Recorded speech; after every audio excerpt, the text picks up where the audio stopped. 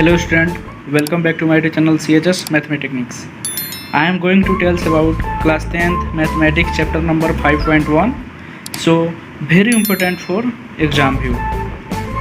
तो आज मैं आप लोग को एग्जाम्पल के द्वारा एपी समझाऊंगा, जो काफ़ी आप इसके पहले अगर कोई भी वीडियो देखे होंगे और ये वीडियो देख रहे हैं तो आपको मैथ से बिल्कुल प्यार हो जाएगा, ताकि ये वीडियो जो बता रहे हैं, जो बच्चा बिल्कुल कुछ नहीं जानता है और ये वीडियो बिना स्किप किए हुए देख ले, उसको निश्चित है कि ये एपी बिल्कुल पूरा समझ में आ जाएगा और जितना भी मार्क्स का एग्ज़ाम में क्वेश्चन आएगा वो पूरा का पूरा अटेंड करके आएगा, ये मेरा गारंटी है।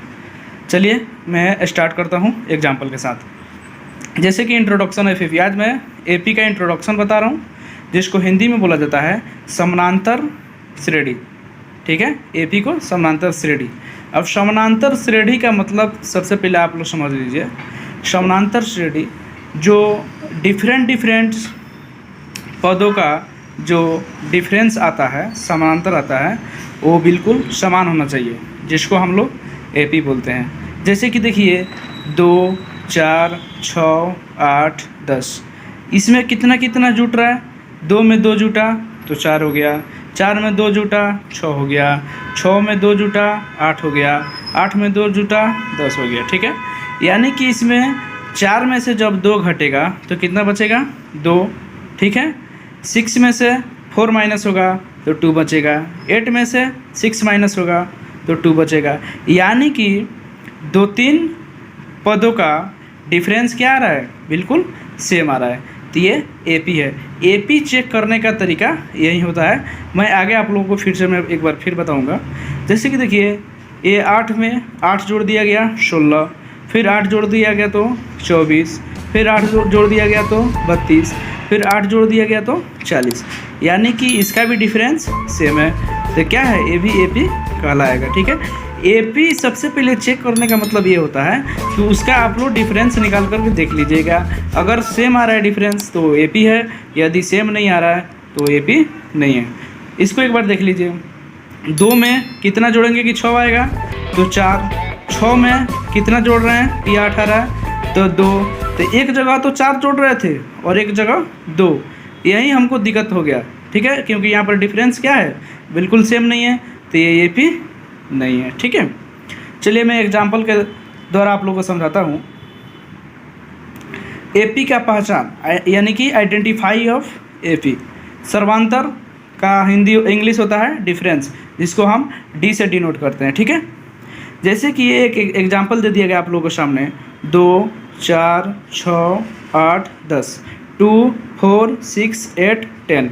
ठीक है, इसको बोलते हैं first term, second term, third term, fourth term, fifth term. ठीक है, हिंदी मीडियम के लिए प्रथम पद, दूसरा पद, तीसरा पद, फोर्थ चौथा पद, पांचवा पद। ठीक है,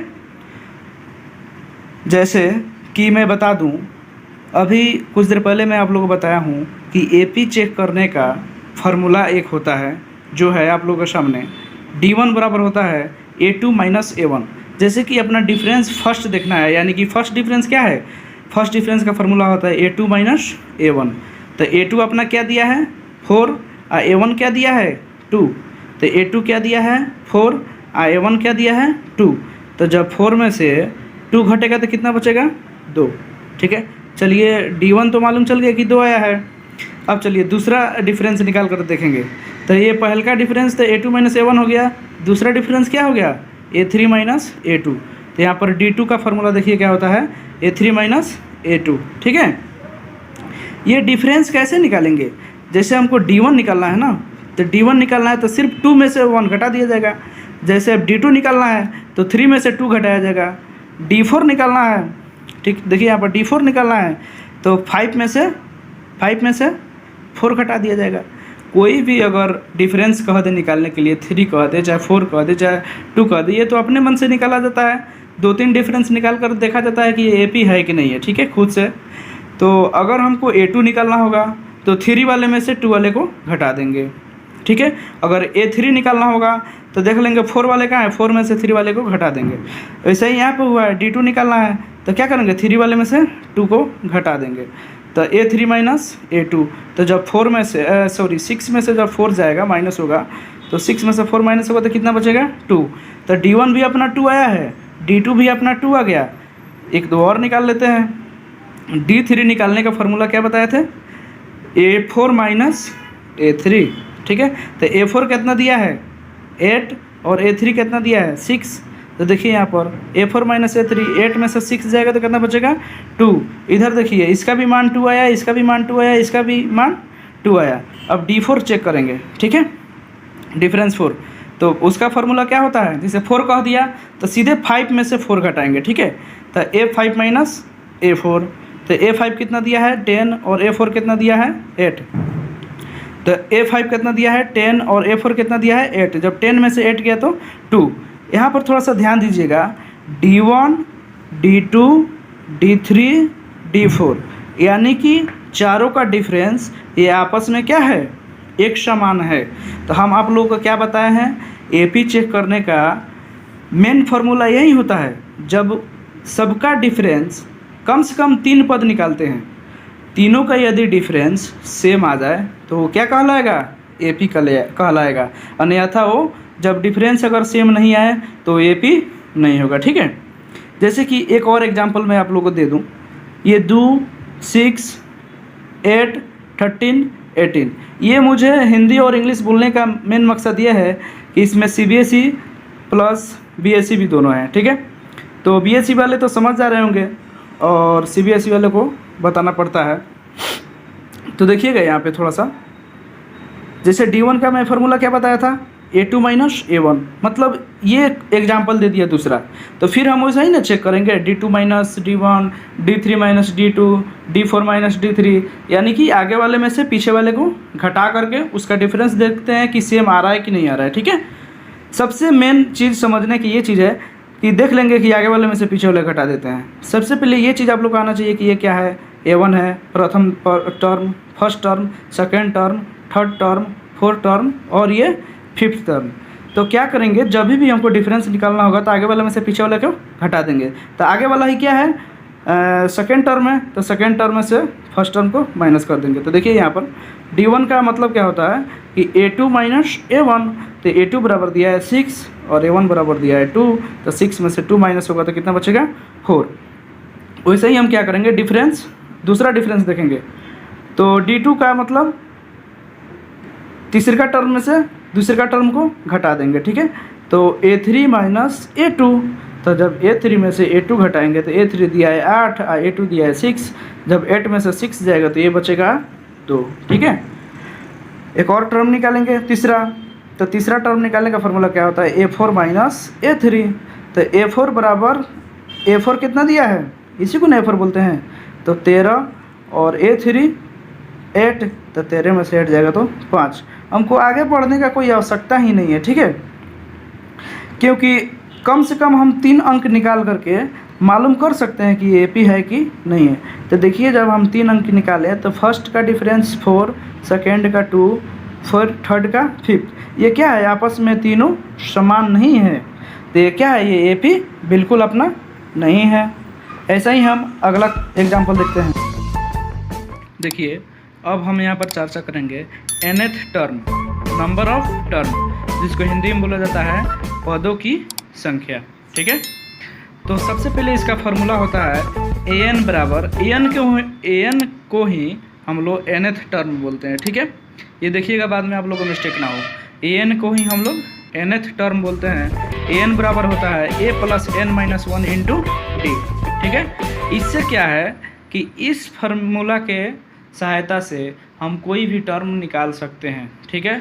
5th टर्म का है, 12 टर्म का है, 99 टर्म का है, चाहे BSB के लिए मैं बता दूं 17वां पद का है, 26वां पद का है, 88वां पद का है, तो हम इस फार्मूला के सहायता से आसानी से निकाल सकते हैं, ठीक है।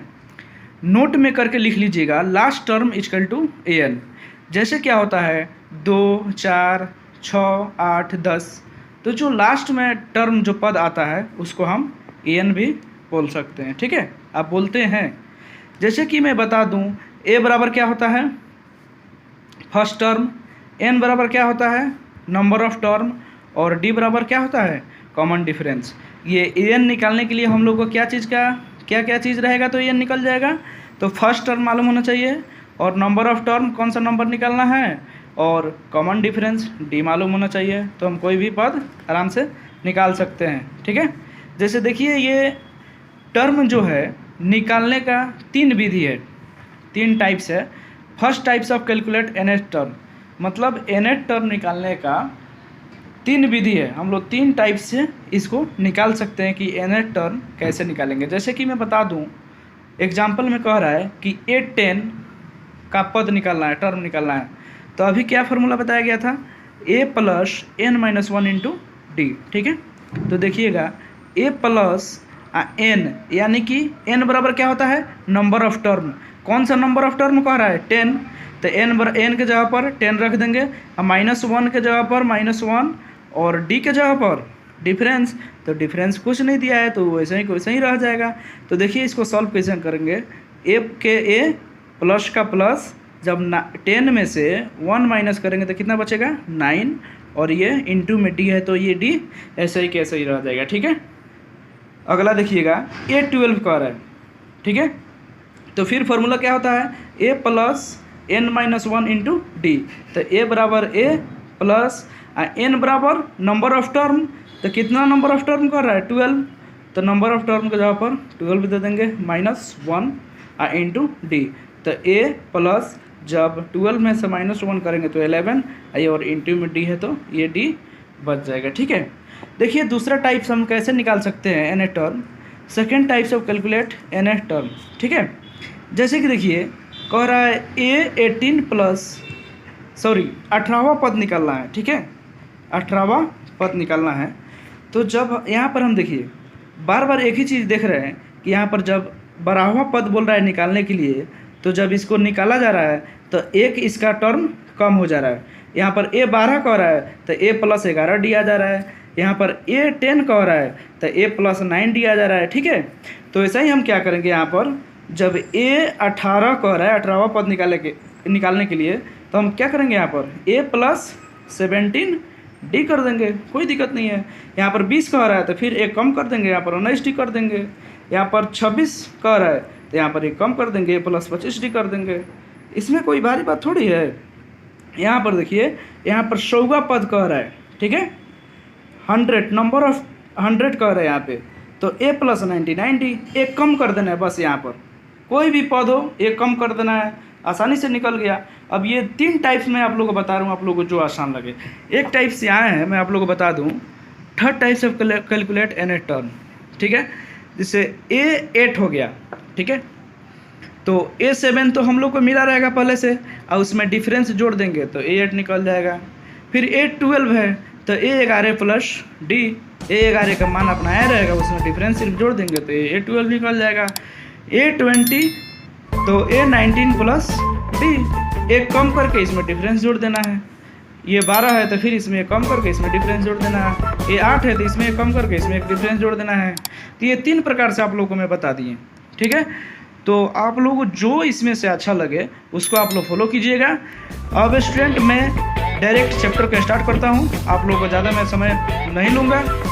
और मेरा वीडियो आप लोगों को अच्छा लगे तो आप लोग अपने अपने फ्रेंड में शेयर करें, और आप लोग सब्सक्राइब करें, और मेरे चैनल को हमेशा आगे बढ़ाते रहें, ताकि मैं इस तरह का वीडियो आप लोग को हमेशा बना कर देता रहूँ।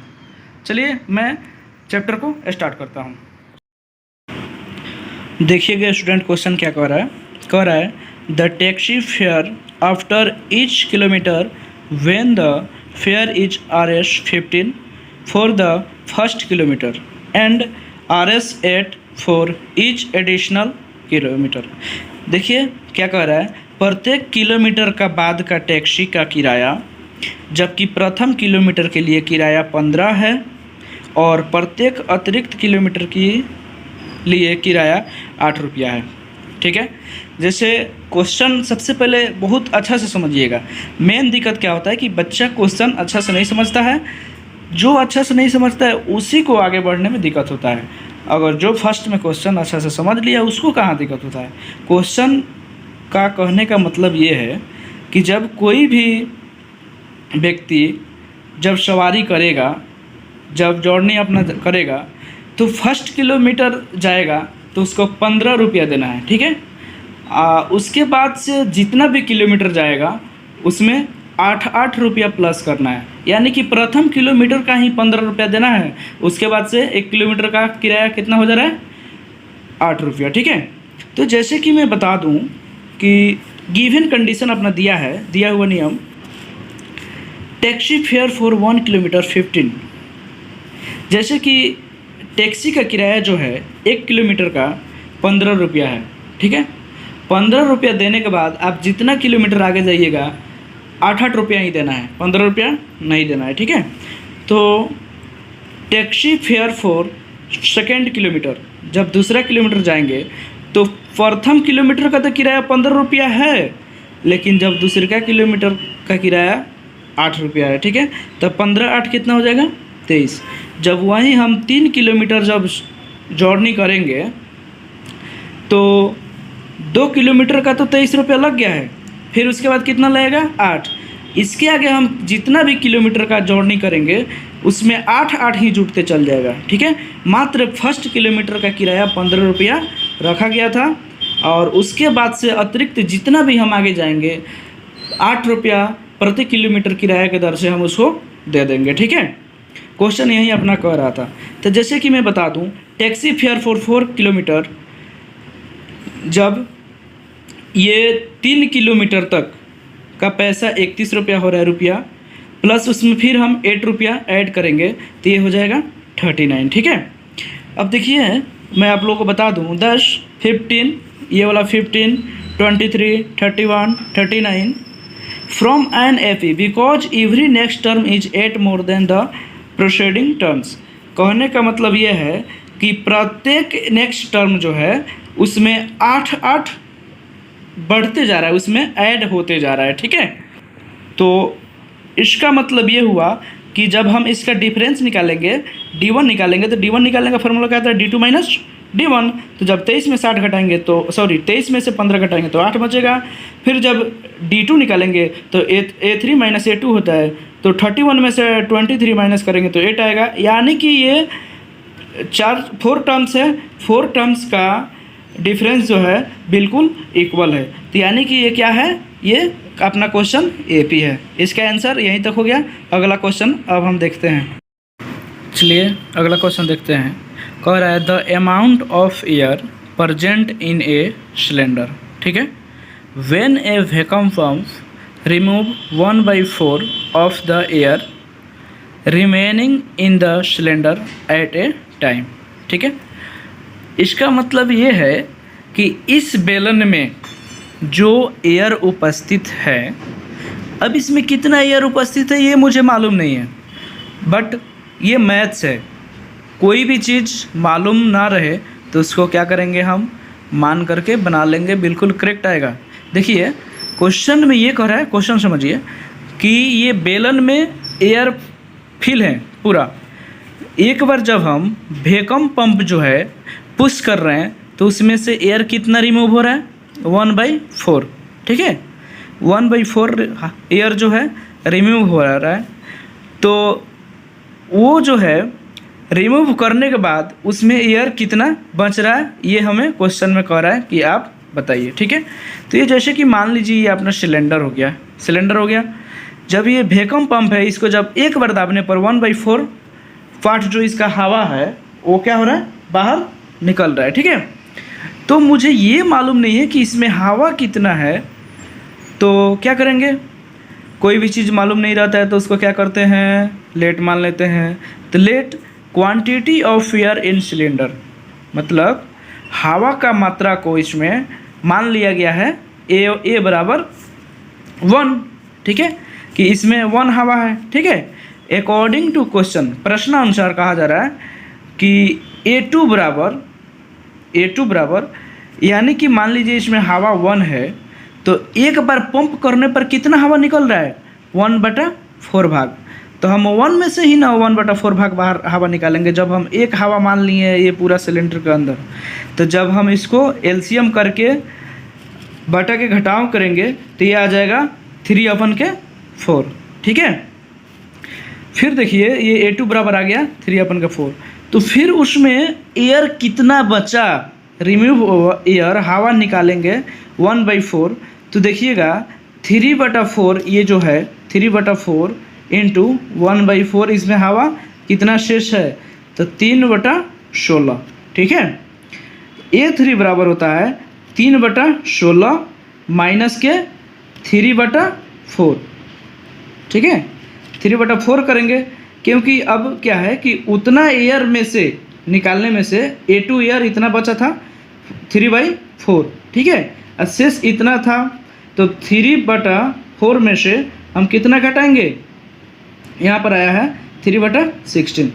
तो जब इसको हम बटा घटाव करेंगे तो आ जाएगा 9/16। ठीक है, तो देखिए A1 बराबर अपना, जब उसमें कुछ मुझे मालूम नहीं था कि उसमें एयर का क्वांटिटी कितना है, तो उसको हम क्या किए थे 1 मान लिए थे।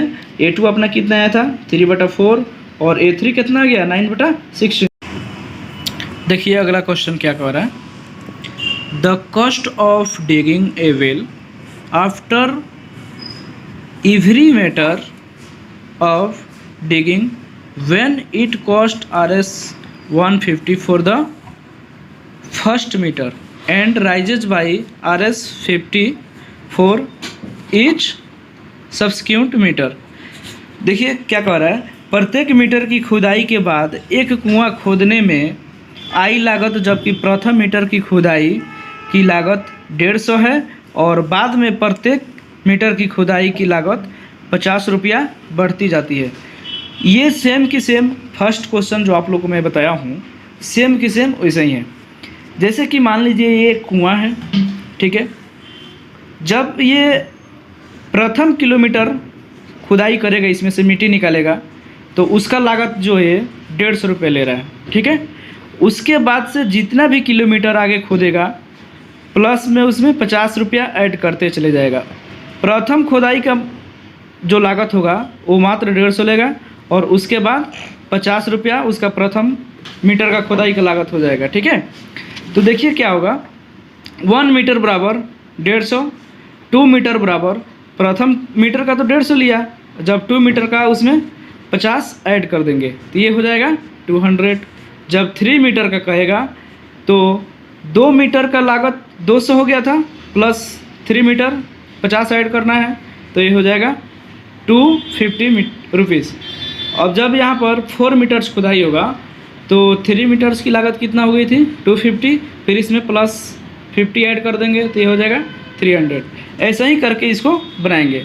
तो देखिए cost of digging a well for first metre equal to 150 कह रहा है कि जो हम लोग खुदाई किए हैं कुआं का, जो प्रथम मीटर का चार्ज जो है 150 रुपीज़ है और सेकेंड मीटर कुआं का जो खुदाई हुआ है प्रथम मीटर का तो 150 रुपया लग रहा है, और उसके बाद आप आगे जितना भी मीटर गहरा करवाइए प्लस में 50-50 रुपया ही लगेगा पर मीटर के दर से। ठीक है, तो 2 मीटर खुदाई हुआ है, प्रथम मीटर के 50 रुपया और 2 मीटर है यानी कि 1 मीटर बच रहा है तो 1 मीटर का 50 रुपया, तो 150 प्लस 50 ये हो जाएगा 200। ठीक है, 3 मीटर की बात हो रही है तो 2 मीटर की लागत 200 रुपया और प्रथम 1 मीटर की लागत 50 रुपया। ये ध्यान में रखिएगा कि जो फर्स्ट डिगिंग होगा ना, फर्स्ट प्रथम मीटर, उसमें 150 रुपया लागत लगेगा और उसके बाद से आप 50 रुपया पर मीटर के दर से जितना भी गहरा खुना है उसका हिसाब जोड़ करके उस मिस्त्री को या लेबर को दे देना है। ठीक है, क्वेश्चन में ये कह रहा है, जैसे कि कह रहा है कि 4th मीटर अगर हम 4 मीटर गड्ढा करवाएं कोई लेबर से तो प्रथम मीटर का तो चार्ज उसका 150 है।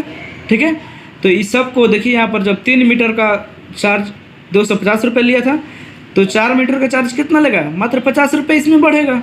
ठीक है, क्योंकि हमको मालूम है कि प्रथम मीटर में ही 150 रुपये मात्र देना है, उसके बाद से 50 रुपया पर मीटर के लागत से उसको जोड़ जोड़ के दे देना है। यहीं अगर 5 मीटर हम वेल को डिगिंग करवाएं तो 5 मीटर तो 4th मीटर का लागत कितना ले लिया है 300, इसमें कितना ऐड होगा 50, तो ये हो जाएगा 350। ठीक है, तो जैसे कि देखिए यहाँ पर A1 आ गया है 150, A2 आ गया है 200, A3 250, A4 300, A5 350, ठीक है। तो इसमें क्या होगा कि डिफरेंस देखेंगे, डिफरेंस देखेंगे कि ए पी है कि नहीं है। तो डिफरेंस देखने का तरीका क्या होता है, A2 माइनस A1। तो A2 बराबर क्या दिया है 200 और A1 बराबर दिया है 150। जब 200 में से 150 माइनस करेंगे तो बचेगा ओनली 50। ऐसे ही एक और चेक करेंगे D2। तो D2 चेक करने का फॉर्मूला क्या होता है A3 माइनस A2। तो A3 बराबर क्या दिया है 250 और A2 क्या दिया है 200। तो 250 में से जब 200 हम माइनस करेंगे तो कितना बचेगा 50, ठीक है। एक और हम चेक कर लेते हैं D3 का फॉर्मूला होता है A4 माइनस A3। A4 बराबर क्या दिया है 300 और A3 बराबर क्या दिया है 250। तो 300 में से 250 माइनस करेंगे तो बच जाएगा 50। देखिए यहाँ पर D1 D2 D3 यानी कि तीनों का डिफरेंस क्या है, बिल्कुल समान है। ये तीनों आपस में क्या है समान है, यानी कि ये AP है। जिस तरह मैं लिखा हूँ उस तरह आप लोग अपना अपने कॉपी में नोट्स बनाइएगा, ताकि सेम के सेम आप लोग क्वेश्चन में लिख सके, ताकि जो नंबर जितना भी नंबर का क्वेश्चन रहे वो आपको पूर्ण प्राप्त हो सके। पूर्ण प्राप्त तो नहीं हो सकता है, बट एक नंबर छोड़कर और जो शेष बचता है वो आपको बिल्कुल मिल जाएगा। और एक चीज़ आप लोग ना भूलिएगा, अगर मेरा वीडियो आप लोग को अच्छा लगता हो तो अपने फ्रेंड में ज़रूर शेयर करें। इससे क्या होता है कि मनोबल बढ़ता है कि चलो बच्चे सब देख रहे हैं, लाइक कर रहे हैं, तो मैं इससे भी और अच्छा वीडियो बनाऊं कि आप लोग को एक बार में समझ में आ जाए, ठीक है। अब मैं प्रयास में हूँ कि आप लोग मेरा एक बार वीडियो देख लें, उसके बाद से कोई भी चैप्टर का वीडियो हो, AP हो, त्रिकोणमिति हो, या कोई भी चैप्टर का वीडियो हो, एक बार देखने के बाद दूसरा कोई टीचर का वीडियो आप लोग ना देखें। एक बार ही मेरा वीडियो में आप लोग का कंसेप्ट जो है पूरा क्लियर हो जाए, मैं कोशिश में हूँ। चलिए अगला क्वेश्चन करते हैं। देखिएगा स्टूडेंट, अगला क्वेश्चन देख रहे हैं 4 number. The amount of money in the account every year when RS 10,000 in deposit eight compound interest eight 8% per annum, ठीक है। कहने का मतलब यह है कि खाते में प्रत्येक वर्ष का मिश्रधन जबकि 10,000 की राशि 8% वार्षिक के दर से चक्रवृद्धि ब्याज पर जमा की जाती है। चलिए, कह रहा है कि 10,000 रुपया जो है अकाउंट में 8% के दर से चक्रवृद्धि ब्याज पर जमा की जा रही है, तो 1 साल में कितना हो जाएगा, 2 साल में कितना हो जाएगा, 3 साल में कितना हो जाएगा। तो ये क्या है कि मुझे बताना है। तो जब चक्रवृद्धि ब्याज कह दिया तो हम लोग जानते हैं कि सीधे लिखेंगे वी नो डैट चक्रवृद्धि ब्याज का फॉर्मूला क्या होता है P इंटू 1 प्लस R बटा 100 और पावर क्या होता है N। तो अब ये चीज़ जानना ज़रूरी है कि ये P बराबर क्या होता है, R बराबर क्या होता है, N बराबर क्या होता है। P हम किसके लिए डिनोट करते हैं, R क्यों डिनोट करते हैं और N क्यों डिनोट करते हैं, ठीक है। तो P बराबर होता है डिपॉजिट, यानी कि जमा, हम कितना जमा किए हैं, 5,000 किए हैं कि 10,000 किए हैं कि 20,000 किए हैं। तो इस क्वेश्चन में कितना जमा किया है 10,000, तो P के जगह पर कितना देंगे 10,000। 1 प्लस R यानी कि इंटरेस्ट, ब्याज, इसका ब्याज कितना परसेंट दिया है, तो ब्याज क्या है 8% दिया है। तो R की जगह पर क्या करेंगे 8 बटा के 100 और पावर N। तो N क्या चीज़ को डिनोट करता है, नंबर ऑफ ईयर, वार्षिक, कितना साल। तो ये फर्स्ट जो भी साल होगा, अगर 2 साल के निकालेंगे तो यहाँ पर 2 लिख देंगे, अगर 5 साल का निकालेंगे तो यहाँ पर 5 लिख देंगे, अगर 10 साल का निकालेंगे तो यहाँ पर 10 लिख देंगे। स्टूडेंट, मुझे नहीं लग रहा है कि यहाँ तक आप लोगों को दिक्कत होगा। चलिए आगे बढ़ते हैं। There after each year the amount of money will be first year. देखिए कह रहा है कि ये 10,000 रुपया मैं डिपॉजिट किया हूँ 8% के इंटरेस्ट से, तो 1 साल में मेरा पैसा कितना होगा, ठीक है। फर्स्ट ईयर कह रहा है, तो ये पैसा कितना जमा किया था, फॉर्मूला क्या होता है अपना P इंटू 1 प्लस R बटा 100 पावर N। तो P के जगह पर क्या 10,000, 1 प्लस R यानी कि इंटरेस्ट कितना परसेंट ले रहा है 8% ले रहा है। तो इंटरेस्ट के जगह पर हम क्या करेंगे 8 दे देंगे, बटा में 100 है तो बटा में 100 और पावर n। n क्या चीज़ को दर्शाता है? नंबर ऑफ ईयर, कितना साल का निकालना है। तो कह रहा है फर्स्ट ईयर, तो यहाँ पर क्या दे देंगे? प्रथम 1। ठीक है, इसको सॉल्व करेंगे तो प्रथम ईयर का निकल जाएगा। सॉल्व कर लीजिएगा, वरना यहाँ तक भी छोड़ दीजिएगा क्वेश्चन में, तो कोई दिक्कत नहीं है। ठीक है, बट इसको जहाँ तक है आप लोग सॉल्व कर लीजिएगा। मैं थोड़ा वीडियो को शॉर्ट बनाने के चलते मैं उसको वहाँ छोड़ा हूँ। देखिए सेकेंड ईयर के निकालने के लिए बोल रहा है, तो पैसा तो हम लोग उतना ही जमा किए हैं 10,000, इंटरेस्ट तो 8 ही लगेगा, लेकिन क्या कर रहा है? सेकेंड ईयर, तो यानी कि n बराबर क्या हो जाएगा? 2। ये इक्वेशन अपना दूसरा बन गया। ठीक है, फिर थर्ड ईयर के लिए बोल रहा है, तो पैसा तो उतना ही है, इंटरेस्ट तो वही है, इसमें इंटरेस्ट में कोई चेंजिंग नहीं होगा। और क्या है चेंजिंग? किस में होगा? बस ईयर में चेंजिंग होगा कि जब हम 3 साल का यहाँ पे निकाल रहे हैं। ठीक है, मुझे नहीं लग रहा कि आप लोगों को कोई समझने में दिक्कत हो रहा होगा।